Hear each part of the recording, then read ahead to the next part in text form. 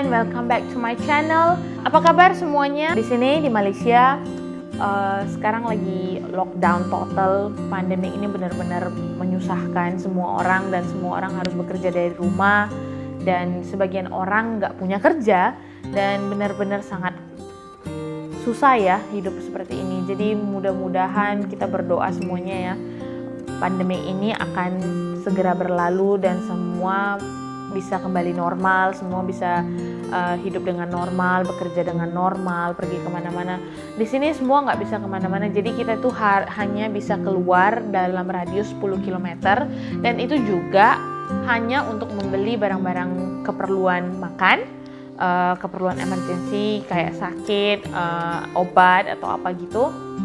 Yang lain-lain nggak bisa, jadi nggak bisa pergi ke salon, nggak bisa potong rambut, yang laki-laki juga nggak bisa pangkas, harus pangkas sendiri di rumah dan itu sangat susah ya, 1 bulan di dalam rumah terus. Jadi ya mudah-mudahan pandemi ini segera berlalu. Oke, hari ini aku masih akan membawakan cerita tentang reinkarnasi. Kalau teman-teman semua belum mendengar cerita reinkarnasi pertamaku tentang seorang anak laki-laki yang mengklaim bahwa dirinya adalah reinkarnasi dari seorang pilot Perang Dunia Kedua, kalian bisa kembali ke channel aku dan search cerita pertama aku. Dan kalau kalian misalnya mempunyai cerita yang sama tentang reinkarnasi atau pendapat kalian mengenai reinkarnasi, kalian boleh feel free untuk komen di bawah. Dan jangan lupa untuk subscribe karena selanjutnya pasti bakalan ada cerita-cerita yang lebih seru untuk kalian semua. Jadi reinkarnasi itu sebenarnya adalah kehidupan setelah kematian. Jadi badan kita itu memang akan mati, tapi tidak dengan jiwa kita. Jiwa kita itu akan lahir kembali ke tubuh yang baru. Itu kepercayaan reinkarnasi. Dan hari ini aku akan menceritakan satu cerita yang pada saat itu sangat benar-benar booming tentang The Pollock Twins. Jadi ada satu pasangan bernama John Pollock dan Florence Pollock. Tahun 1946, Florence Pollock melahirkan seorang putri pertama mereka yang juga sebenarnya adalah anak ketiga karena sebelumnya mereka mempunyai 2 anak laki-laki dan yang mereka namakan dengan nama Joan Pollock. 5 tahun setelahnya, tahun 1951, keluarga ini memutuskan untuk pindah ke Hexham, daerah kecil di England. Dan di sana lahirlah putri kedua yang mereka beri nama dengan Jacqueline Pollock. Jadi John dan istrinya ini mereka mempunyai bisnis, usaha kecil-kecilan seperti itu, usaha menjual barang-barang rumah tangga dan susu. Jadi mereka harus mengantarkan ke setiap rumah, seperti delivery online gitu ya. Tapi mungkin pada saat itu tidak ada online, tapi mereka harus mengantarkan ke rumah-rumah. Itu membuat mereka sangat sibuk dan kurang menghabiskan waktunya di rumah. Jadi anak-anak ini besar dengan neneknya. Kedua anak ini, Jacqueline dan Joan, itu sangat kompak. Mereka itu selalu bermain bersama, terus mereka itu selalu berbagi mainan bersama, dan mereka nggak pernah yang bertengkar satu sama lain. Mereka sangat kompak walaupun mereka berbeda usia 5 tahun. Dan Joanna ini memposisikan dirinya sebagai seorang kakak yang sangat baik kepada Jacqueline. Dia itu sangat memperhatikan adiknya, selalu menjaga adiknya, sehingga sampai itu dia menganggap dirinya sendiri adalah ibu kedua bagi Jacqueline. Jadi sebenarnya kehidupan mereka itu nggak ada yang aneh, kehidupannya ya normal-normal aja seperti keluarga yang lain. Tetapi ada sesuatu yang sedikit aneh, yaitu Joan pernah berkata kepada keluarganya, dia selalu berkata sebenarnya kepada keluarganya bahwa aku nggak akan tumbuh menjadi seorang wanita, aku hanya akan menjadi seorang anak-anak, dan satupun dari orang terdekatnya tidak ada yang ambil pusing dengan itu. Mereka ya udah kamu ngomong aja. Pada umur 3 tahun, Jacqueline itu jatuh kena ember dan meninggalkan bekas luka di dahinya, dekat mata itu, dekat pangkal hidung ini, dan luka itu menjadi tanda permanen.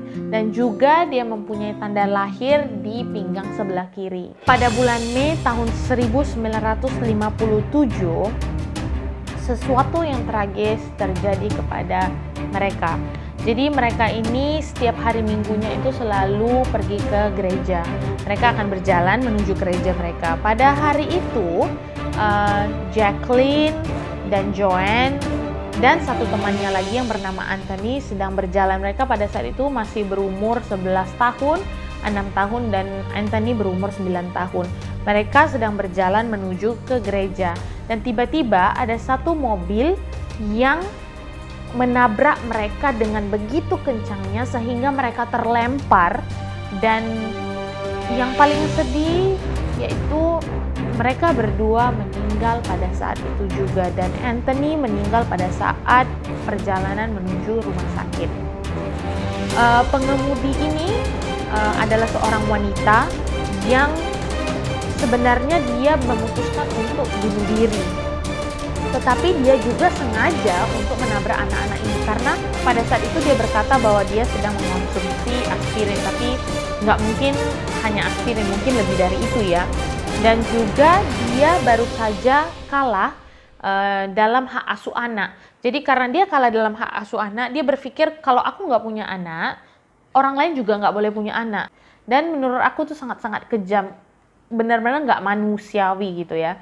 3 orang anak ini meninggal dan berita ini menjadi headline news di England pada saat itu. Berita ini sangat-sangat menggemparkan England pada saat, dan John Florence Pollock sangat-sangat berkabung dengan berita itu. Sebenarnya Florence Pollock tidak dapat menerima berita itu. Dia sangat-sangat depresi dengan berita itu. Di lain sisi, pada saat kecelakaan itu terjadi, John mendapatkan visi kedua anaknya itu berdiri di depan dia.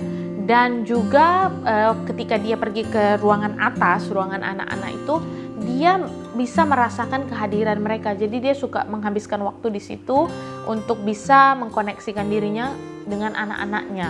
Well, sekilas balik tentang John Pollock.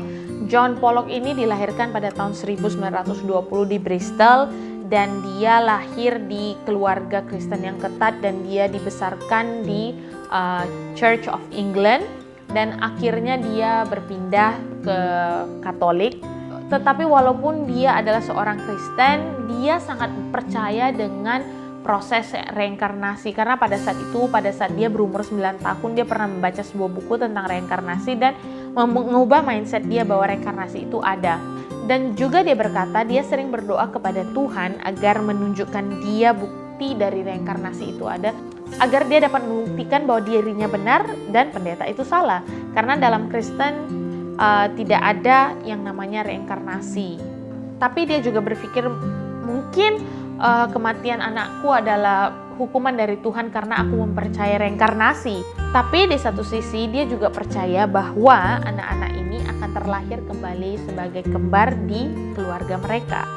Tetapi kepercayaan John dengan adanya reinkarnasi itu sangat berbanding terbalik dengan kepercayaannya si Florence. Jadi tiap hari itu mereka sering bertengkar dan berargumen tentang ini, sampai akhirnya mereka itu udah pernah punya niat untuk bercerai. Tapi pada akhirnya mereka tidak jadi bercerai, dan Florence hamil di tahun berikutnya.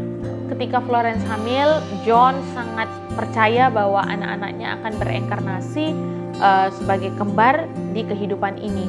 Jadi dia percaya itu anaknya akan bakal kembar ya. Dan Florence gak percaya sama sekali dengan hal ini.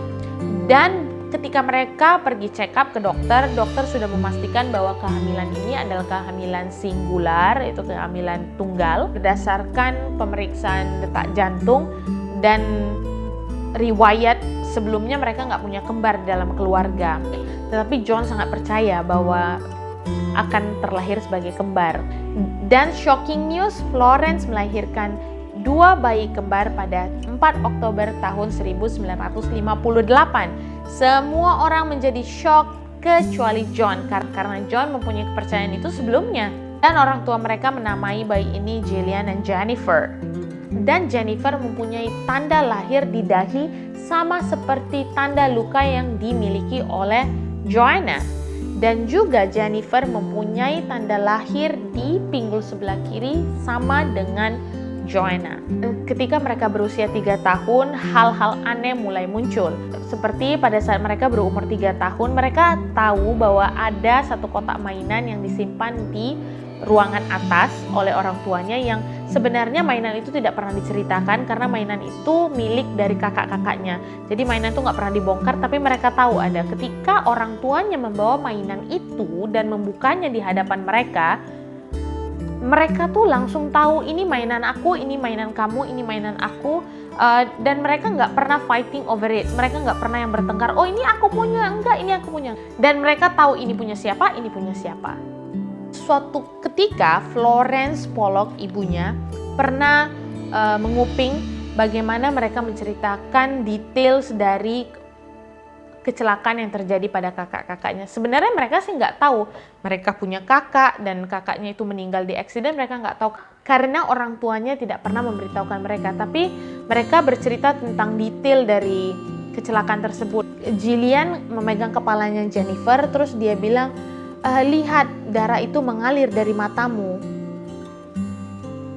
Dan ternyata Joan Pollock berkata pada saat dia mengidentifikasi jasadnya Jacqueline itu diperban bagian matanya. Jadi sama seperti apa yang diceritakan oleh adik-adiknya. Padahal mereka nggak tahu. Dan satu saat Jillian menunjuk tanda lahir yang dimiliki oleh Jennifer. Terus Jillian bilang, itu tanda lahir kan ketika kau jatuh di ember. Padahal itu tanda lahir sejak lahir. Dia tahu itu tanda lahir yang disebabkan oleh jatuh di ember. Hal aneh lainnya yang terjadi pada saat keluarga Pollock ini pindah dari Hexham City. Mereka pindah dari Hexham, England pada saat bayi kembar ini berusia 9 bulan karena mereka mau melupakan insiden-insiden yang ada di situ. Terus pada saat mereka 4 tahun, mereka kembali ke Hexham City untuk pertama kalinya. Jadi waktu mereka jalan, di sebelah sana ada taman tapi belum nampak, belum kelihatan. Terus Jillian berkata, come on Jennifer, kita seberangin jalan itu, kita ke taman, terus kita bermain ayunan. Sedangkan itu adalah pertama kalinya mereka berada di jalan itu. Bagaimana mereka tahu bahwa ada taman di sebelah situ dan ada ayunan di sebelah situ? Seolah-olah mereka itu memang pernah bermain di situ sebelumnya. Jadi ibunya juga memperhatikan bahwa mereka mempunyai fobia yang sangat luar biasa dengan mobil. Jadi mereka kalau menyeberang jalan tuh akan berpikir ratusan kali dan mereka akan selalu berpegangan tangan pada saat menyeberang dan lihat kiri, lihat kanan, lihat kiri, lihat kanan. Pada satu ketika mereka sedang berjalan, jalannya tertutup, terus ada mobil datang, suara mobil, mereka langsung berteriak, lihat mobil itu datang ke kita, mobil itu akan menabrak kita, ayo lari. Seolah-olah mereka mempunyai trauma yang sangat-sangat buruk terhadap mobil sebelumnya.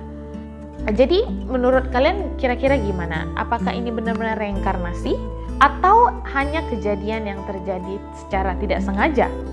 Feel free untuk komen di bawah tentang pendapat kalian ataupun cerita-cerita yang kalian punya tentang reinkarnasi. Sekian dari aku dan jangan lupa subscribe untuk cerita-cerita menarik berikutnya. Bye!